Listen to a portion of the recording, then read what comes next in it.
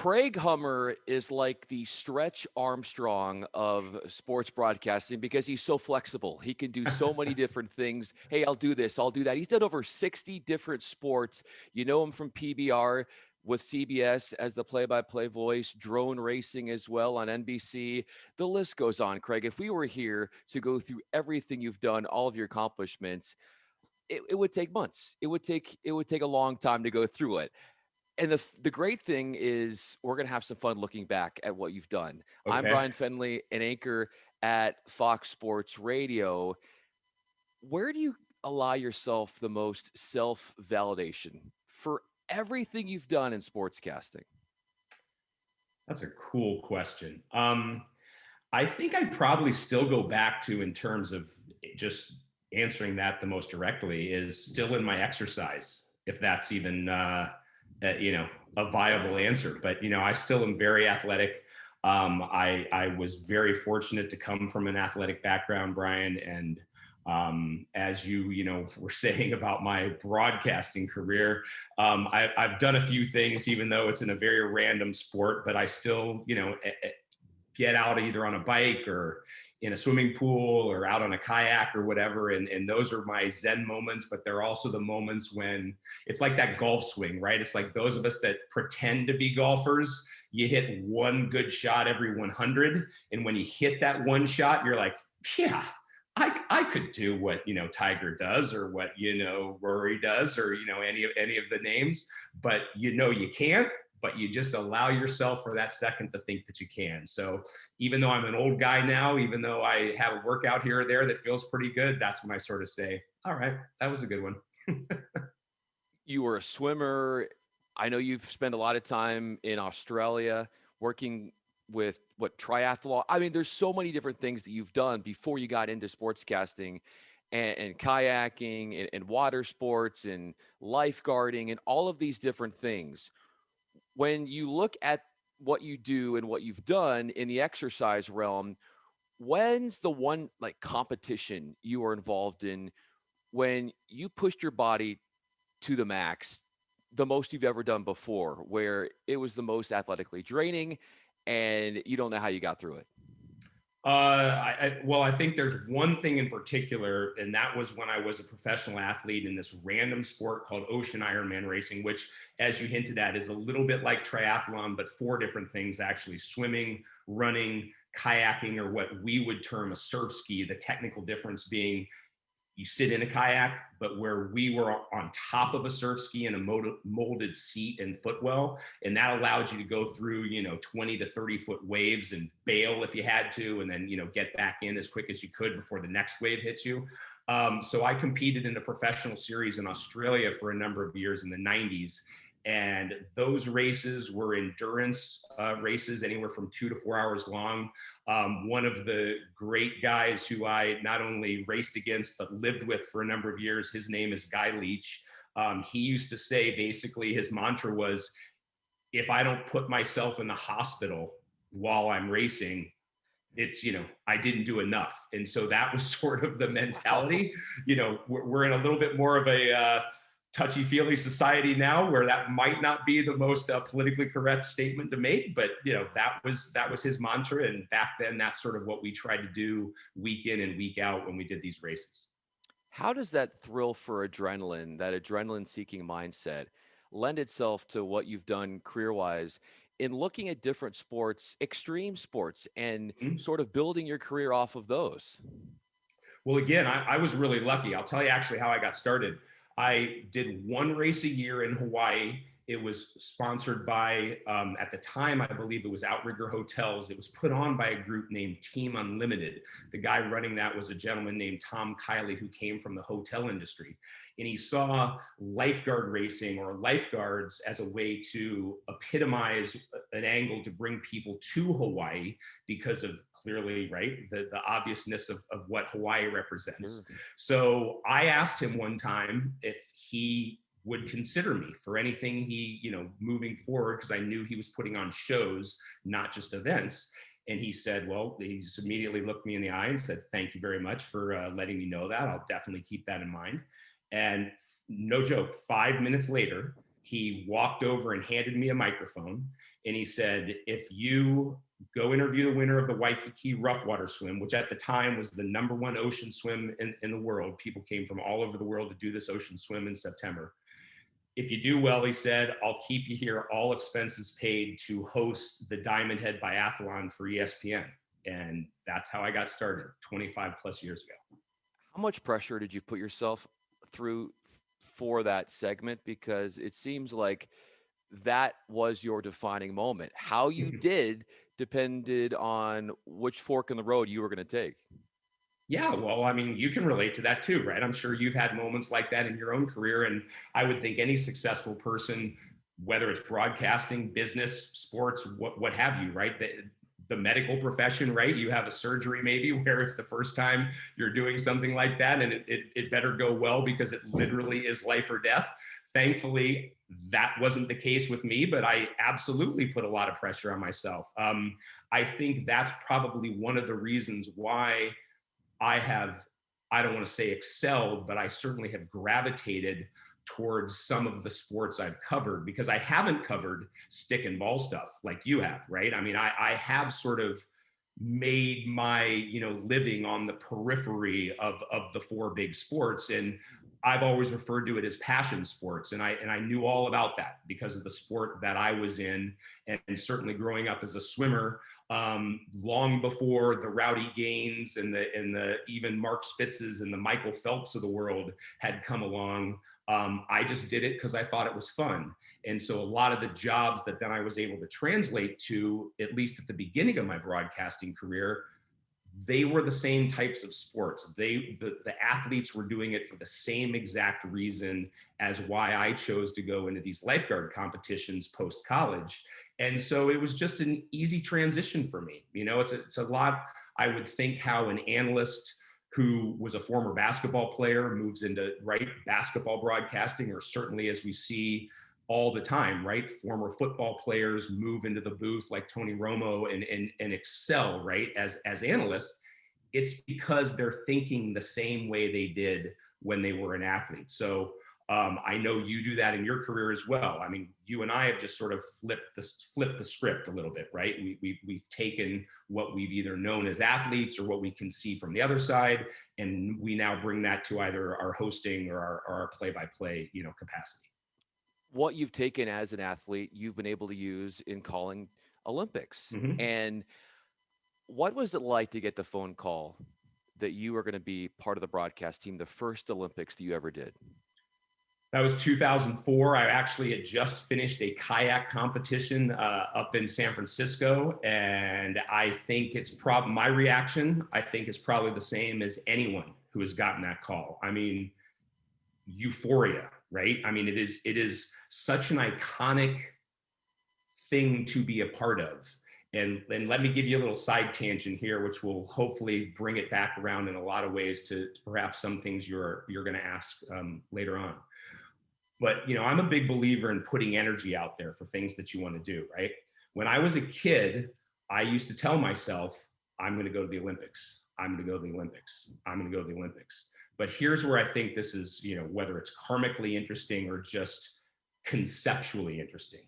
I never said, and this is when I was a young kid as a swimmer, I never said I'm going to go to the Olympics and win the 400 IM. Or I never said I'm going to go to the Olympics and be the best swimmer there ever was. I really did just say I'm going to go to the Olympics.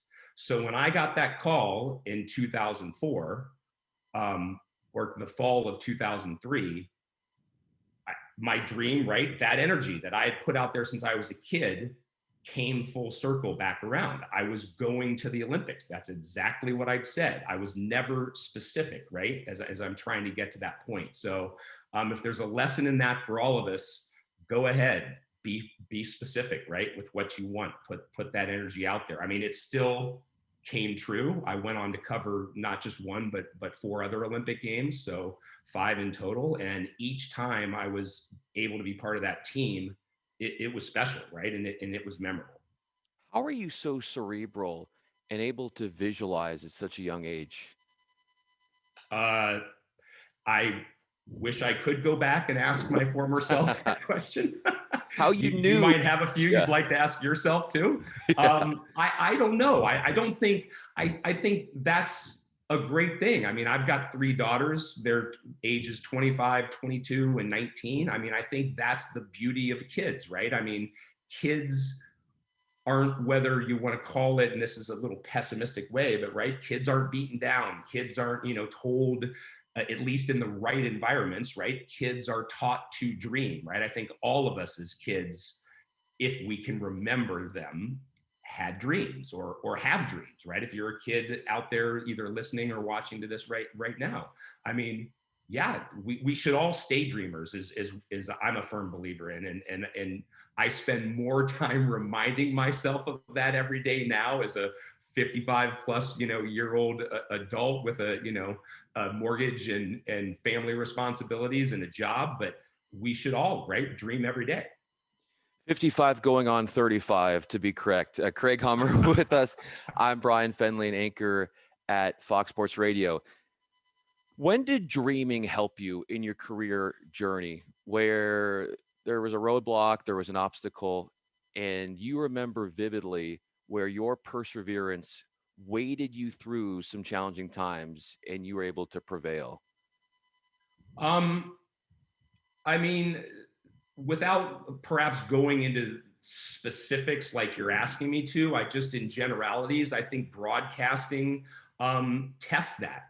You know what I mean? I mean, and again, I would look no further than you, right? I mean, you have a very accomplished resume, but I'm I don't know sure about there are you. other I don't know things about that you that, would, but I don't know no, about but you're right. I'm sure there are other things that you would like to do, right?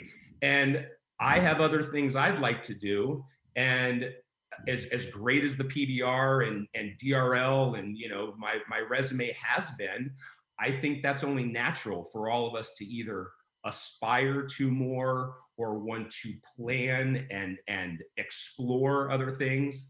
And so I would go back to what I learned as an athlete. I learned to put in a combination of hard work, which again, right? I don't think anybody who's ever been incredibly successful has not gotten there without some level of hard work. But then you also do have to allow yourself, or at least be open to allowing, whether you do call it dreams or aspirations or best case scenarios, you have to think about those things. I mean, I don't think, again, back to a very basic athletic mindset. I mean, the greatest athletes of all time visualize themselves being successful. And I don't think that's true only for athletics. I think the greatest thinkers, the greatest business people, the greatest medical professionals, I mean, they have all thought about themselves somewhere in the future. And I think that's very important. With that said, I think you're absolutely correct. Aspiring and looking ahead is what makes somebody successful because they're always looking to grow.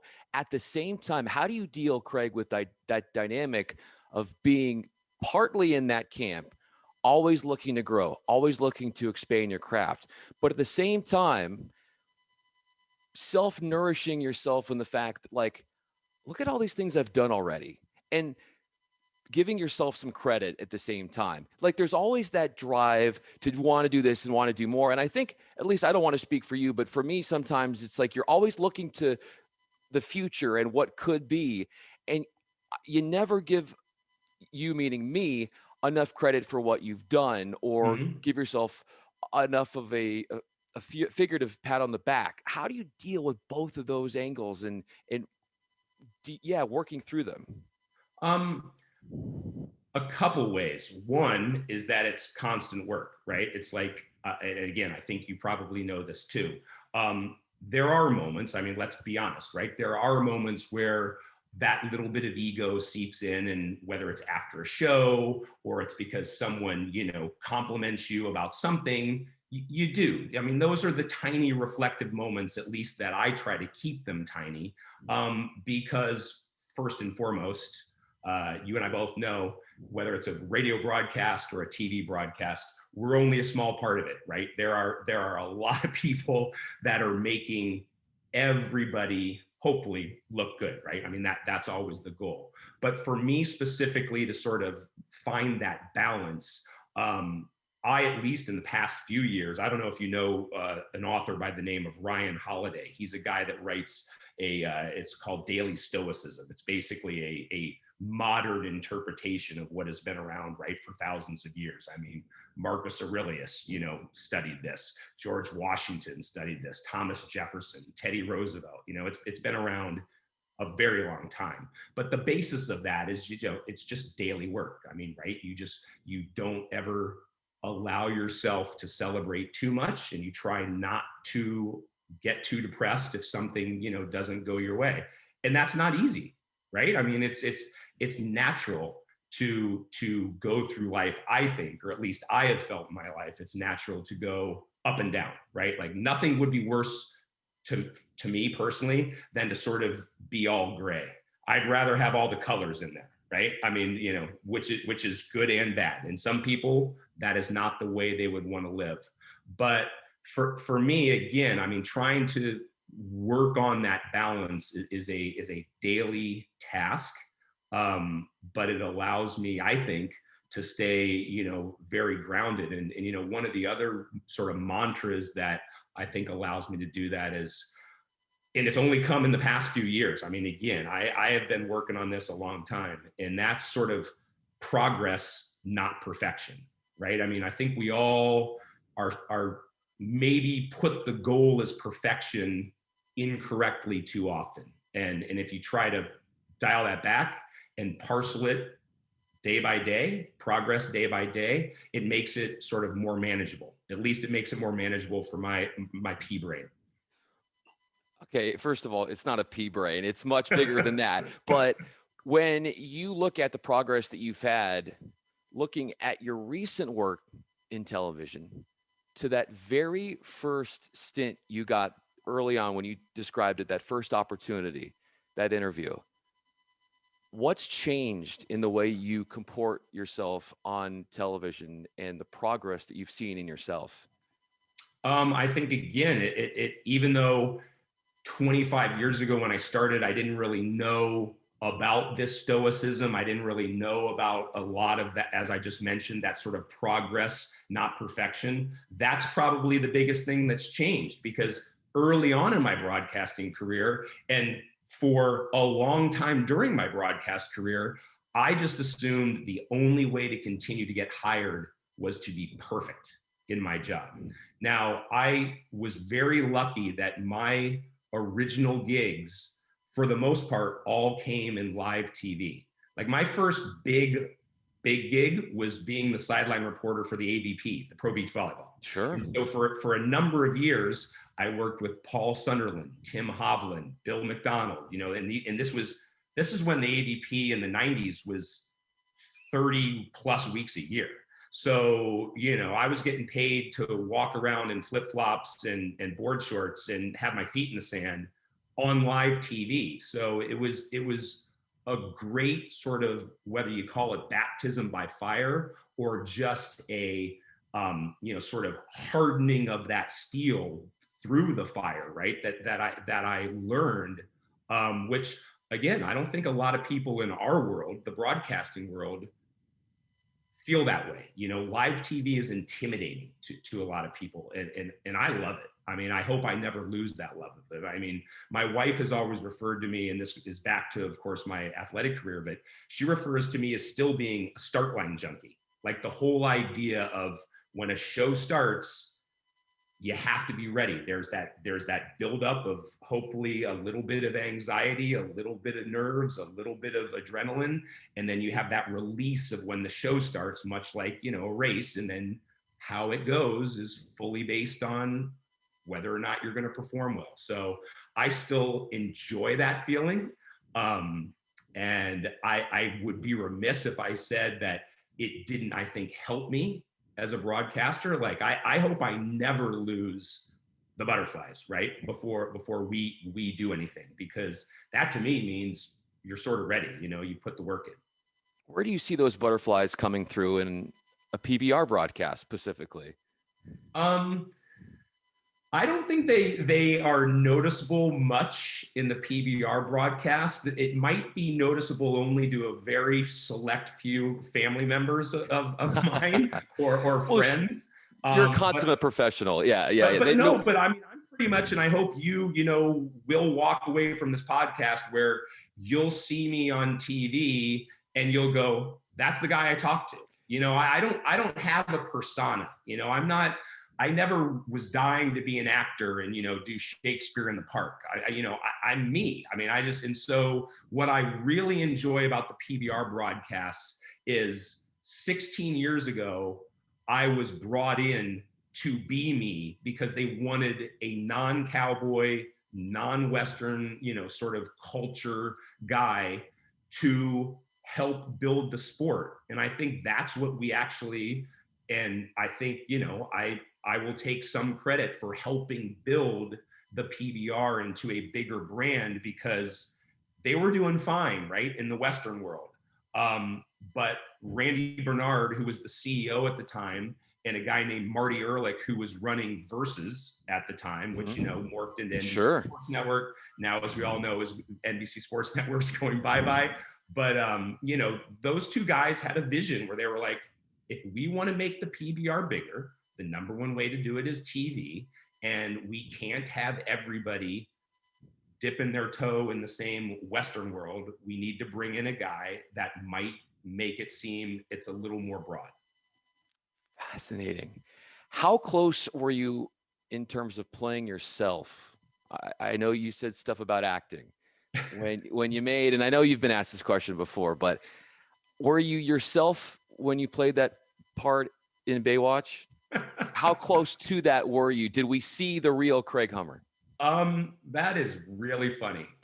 So one of my best friends in the world is the guy that created that show, Greg Bonin. And there's a number of stories there that maybe if we, you know, chat again sometime. Yeah, absolutely. Just in terms of him getting Baywatch done and the perseverance it took for him, you know, to get that show on the air. I'll answer your question by saying when I was on Baywatch, which was a few times, I played Scott Hummer. That was the official name of my character. So I guess I hope that answers you. Whereas maybe I was half me, or maybe maybe Scott, right? If I have a long lost brother, you know, or relative Scott out there, he could answer this question better. But some of those days on the set of Baywatch were just hilarious because even though I was on it a couple of times playing that character, I was on it numerous times as an extra and whatnot. And I mean, the fact that it still is, you know, the cultural sort of centerpiece for some things that it is just cracks me up. And the cast members that I got to work with, whether it was David Chokachi, David Hasselhoff, you know, any number of them, it was always just a very fun experience. What was one fun experience that comes to mind when you think about your interactions with David Hasselhoff? Well, one of the interactions was in one of those shows where, again, we're racing or we're training or we're, you know, getting ready for the duel that he and I had. Again, I'm not sure how much you've spent time on a Hollywood set, but if not, you know, I'll just enlighten you there a little bit. There's a huge pecking order, right? Like, I mean, not just within the actors and stars of the caliber that at the time Hasselhoff was, but, you know, when you're on the set, you've got a director, you've got, you know, who's in charge of basically everything once the cameras are rolling. And there was a scene where we were doing, it was either the scene where we were doing pull-ups or it might've been the scene when we were signing in one of these shows where I flubbed up my line and I just immediately started like turning to anybody that was near me and I was like, cut, that's it. And I didn't realize only the director says cut. Like that is I did not know that. Unwritten rule on the set of productions, right? And so here was this punk ass, you know, lifeguard, you know, blonde, you know, surfer kid, telling everybody to basically, right, stop working. And so Hasselhoff's eyes were as big as saucers. And, Hasselhoff's pretty tall, right? I mean, I'm right at 6 feet, but he was probably 6'3", 6'4". So he was looking a little bit down at me. And I remember his eyes were sort of like this. And he gave me this stare. And then he just started laughing his ass off. And that meant that everybody else thought it was okay. And everybody else starts laughing. But afterwards, I had somebody come up to me and they basically, of course, read me the riot act. And they were like, you have no idea what could have happened there. And I was like, yeah, I guess I didn't, but it all worked out. So you learn the etiquette of production Hollywood. How about the etiquette in calling a drone race and learning the insights, the ins and outs of putting on a production like that? Yeah, that's pun intended for a lot of us. That was learning on the fly. It was I'll never forget though, Bryan, when I got the call to do that, it was from a boss. His name is Tony Budding. In fact, I was just talking to him on the phone before we did this about the upcoming DRL season. And he had hired me for another job that had gone really well, but that had sort of run its course. And he called me up, I want to say in December of 2015, I believe it was. Or no, December of 2014, because we've done 5 seasons now. Yeah, 15, 16, 17, 18, 19. Yeah. Sorry about that. My math, Oh, you're good. Not my strong suit. So December of 2015, and I can remember I was here in this house and I got chills when he started describing what this could be. And I thankfully, saw his vision at the time. And we have created something. Again, I'm just a small part of this team. The technical side of this. I don't know if you were able to see any of the shows this past fall and winter when we went live on both NBC and NBC Sports Network, because DraftKings came on board. So we were having live betting during these races, which had never been done, with anything like this before. And just the fact that the technical crew, I had, lights, cameras, computers that I was calling, that were running the simulation, because it basically like a video game, but it was a flight simulator. And we're calling all this in real time. We had 12 pilots in 12 different locations around the world. Our director was in England. Our producer was in Santa Cruz. My analyst was in Tennessee. Our reporter was in Tennessee. We had pilots in Canada. We had pilots in Europe. At one point during the season, we had pilots in Australia, and all this came together seamlessly. And it's just a marvel, right? I mean, you and I, right, are sitting here doing something easy. It's a podcast. We're just having a conversation. But to call these simulated races in real time was just almost mind-boggling, right? Just the speed at which they go. How does calling a video game use like almost a different part of your brain than calling a live sport, and the challenges that one has in a video game over what you've done in live action? Well, I think, Yeah.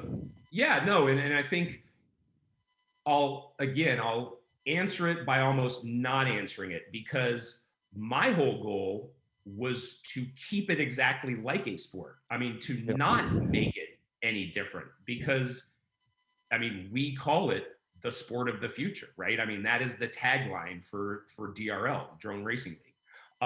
And there are other leagues, much like there are, different basketball leagues and different football leagues and different hockey leagues. I mean, there are different drone racing leagues, but DRL is at the top of the pecking order, much like PBR, right, is at the top of the pecking order for bull riding. I mean, so to call those races, as long as and the hours of practice and rehearsal that we put in is one of the reasons why I was able to do my job so well.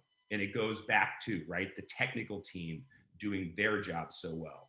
Our producers, the pilots actually, right, doing what they needed to do so well. It'll be interesting, hopefully, right, as we all come back to a little bit of normalcy, whatever that is defined by in 2021. It will be fun to go back to what's called IRL, in real life, and do this and see these guys back to when they put on the FPV, right, the first person view goggles. That's when, to me, it is such an amazing sport. I mean, with all deference to, you know, the people who built the sim and how that's incredibly creative and whatnot, but to see these pilots purely think, right, I mean, because what they are seeing are the cameras on the front of the drone. So it's basically like if you thought you were Superman flying through the air, that's what you see. You can't see behind you, you only see in front of you. So it's a little bit like, you know, if you have a video game, right? But then also like NASCAR, because there are crashes where drones explode, they hit each other, they go flying into walls. I mean, it's spectacular. And again, I think you can probably tell from these couple answers I've given you, it's something that I really hope I do, you know, for a long time. I mean, I'm very happy that I helped to be a part of, you know, building this up, but you know, they now have deals with T-Mobile, DraftKings, Allianz. I mean, this league is here for a while, and I don't know if you follow e-gaming at all. That's something that I follow peripherally. I've never been able, you know, to sort of get into it right in our roles as a play-by-play guy, because rightly so, right? They want to keep their sandbox to the guys that have, right? It's like everything that you and I run up against. I mean, we, again, back to that idea of dreams and having a list of things you'd like to do. E-gaming to me is a fascinating landscape, and that also is only going to get bigger. What I respect most about you, Craig, is you being so comfortable to go outside of your comfort zone. And I feel like even when you were an athlete, you were outside your comfort zone in a way where you were out doing these almost seemingly humanly impossible tasks of these long swims and out in extreme conditions, and how you've allowed that sort of mindset to creep in to your career as a broadcaster, where when so many they pigeonhole themselves and they only want to do this, how your success is based upon a trait that you do better than almost anybody, if not anybody, in this business, and that is your versatility and your willingness to try new things. I love that about you, and I can see no wonder you're having the success you've had. My final question for you, Craig, is this: PBR did an event on a battleship. Last year, the USS Lexington. How was that in terms of the production, the magnitude of that moment, and how you took all of that in? Because that must have been quite the spectacle. I want to thank you for even bringing that up, because I was a history major in college, number one. Small school named Kenyon College in the middle of Ohio. Go those liberal arts, you know, where they teach you to love learning instead of go into one specific thing and stay there, which is perhaps a little bit back to your point of my mindset, which is where either did that come from or where did I start to cultivate that? But with the USS Lexington, not only did I love the history side of it, but I also, without being political on it any level, I have always felt very indebted to the military. In fact, at one point in my life, I thought about, you know, I mean, this is going to sound very cliche, but long before Top Gun came out, I thought, you know, that would be a really cool thing, right? To be a fighter pilot. And I know people who have done that. And so the military connection, the history connection, the fact that I got to go be a part of this unique event for bull riding made it a lot like the Olympics, you know, when I first got to do those. I mean, this was something that had not only never been done, I mean, they took the bulls up in the same elevator that they took back, you know, decades ago, took the planes up to the fighter deck. I mean, you know, right? I mean, just this idea of having dirt on the deck of this ship was incredible. And the day, I mean, I wish I could, you know, I wish I had a link to send it to you, but I'm sure it's out there on YouTube somewhere. But it was a great sort of combination of everything that either I felt was important to honor or that I feel because of covering the PBR, I feel is special about, what these guys do. And it's not just the writers, again, for anybody who's out there listening or watching that is a fan of yours that's, tuning in, part of what's cool about bull riding is the bulls are half of it, right? 50% of the score comes from the bull. So we tell bull stories as much as we tell rider stories. The bulls are athletes. The bulls are our stars. So we had a number of big time, big name bulls who were, up there as well experiencing this. And the bulls, in a lot of ways, are like any of us. I mean, they have good days, they have bad days. They might not perform well outside versus inside. They might perform better when it's sunny or when it's warm or when, you know what I mean, or when it's cold. So those are all factors that are part of the storytelling that we do, that again helped sort of make that punctuation happen that weekend we were in Corpus Christi. Craig, you might not be in a fighter pilot, but your cockpit is a broadcast booth, and that's not too bad, my friend. Craig Hummer, with PBR, with drone racing, he does so many different things. Go check out his work. Also, follow him on Twitter. I'm Bryan Fenley, an anchor at Fox Sports Radio. Craig, thanks a million. Thank you, Brian.